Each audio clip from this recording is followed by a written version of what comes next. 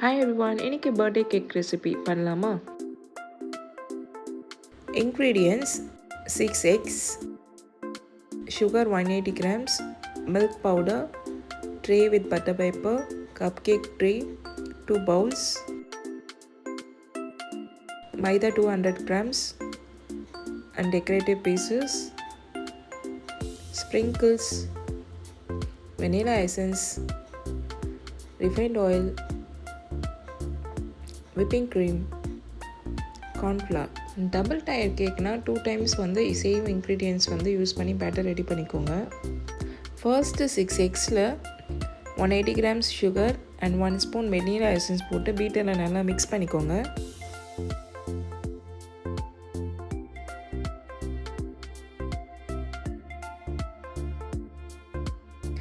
இந்த கன்சிஸ்டன்சி வரும்போது refined oil 60 grams add பண்ணி நல்லா மிக்ஸ் பண்ணிக்கோங்க.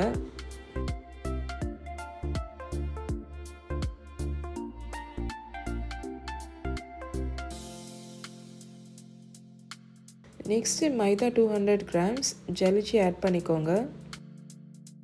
கொஞ்சம் கொஞ்சமாக ஆட் பண்ணணும். அது மாதிரி எக்ஸ் வந்து நல்லா நியூ எக்ஸாக பார்த்து வாங்கிக்கோங்க. ஃப்ரீசரில் ஸ்டோர் பண்ண எக்ஸை வந்து வாங்காதீங்க.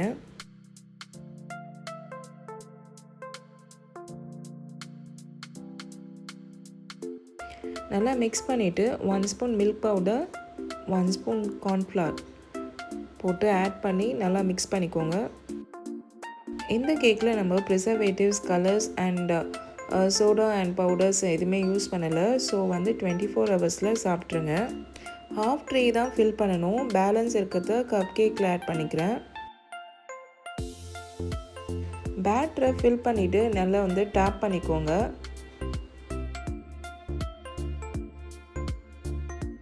நான் இப்போ ஓடிஜியில் 140 டிகிரியில் 1 hour வச்சு ப்ரேக் பண்ணியிருக்கேன்.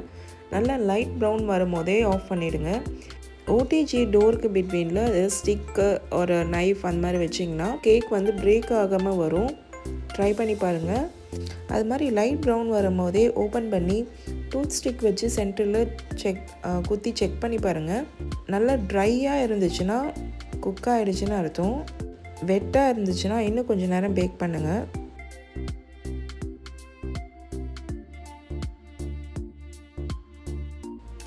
கேக் க்ரீம் பண்ணுறதுக்கு 2 பவுல் வந்து ஃப்ரீசரில் வச்சுருந்தேன். நல்லா சில் ஆகட்டும்ன்ட்டு.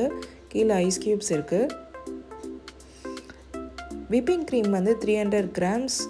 ஃபஸ்ட்டு வந்து ஒரு 10 minutes அப்படியே பீட்டரில் மிக்ஸ் பண்ணிக்கணும். நெக்ஸ்ட்டு வந்து 30 கிராம் சுகர் ஆட் பண்ணி மிக்ஸ் பண்ணிக்கிறேன். 1 ஸ்பூன் வெனிலா எசன்ஸ் போட்டு மிக்ஸ் பண்ணிக்கிறேன்.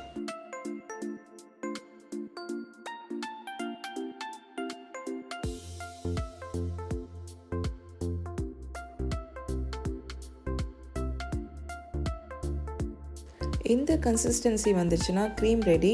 க்ரீம் இன்னொரு மெத்தடில் எப்படி பண்ணலான்னா விப்பிங் க்ரீம் ப்ளஸ் வந்து ஒயிட் சாக்லேட் யூஸ் பண்ணி பண்ணலாம். அதுக்கு வந்து சுகர் ஆட் பண்ண தேவையில்லை. ஃப்ரை பண்ணிவிட்டு எப்படி இருந்துச்சுன்னு கமெண்ட் பண்ணுங்கள். நான் ரொம்ப சிம்பிளாக தான் பண்ணியிருக்கேன். நீங்கள் வேணும்னா ஃப்ரூட்ஸ் கட் பண்ணி ஆட் பண்ணலாம். லைக் ஸ்ட்ராபெரி, ப்ளூபெர்ரிஸ் அந்த மாதிரி வச்சு கிரேப்ஸ் அதெல்லாம் வச்சு கூட பண்ணலாம். இன்னொரு ஐடியா என்னென்னா சாக்லேட் பீசஸ் வந்து கட் பண்ணியும் இதில் சைடில் ஒட்டி அந்த மாதிரி கூட பண்ணலாம். நட்ஸ் கட்டர் வச்சுருந்திங்கன்னா நட்ஸ்லாம் போட்டு கிரைண்ட் பண்ணிவிட்டு மேலே டாப்பிங்ஸு, குலோப் ஜாம் அந்த மாதிரி ஆட் பண்ணியும் பண்ணலாம். ரொம்ப ஃப்ளேவர்ஃபுல்லாக நல்லாயிருக்கும். ட்ரை பண்ணி பார்த்துட்டு மறக்காமல் எப்படி இருந்துச்சு கமெண்ட் பண்ணுங்கள். See you next video. Bye bye.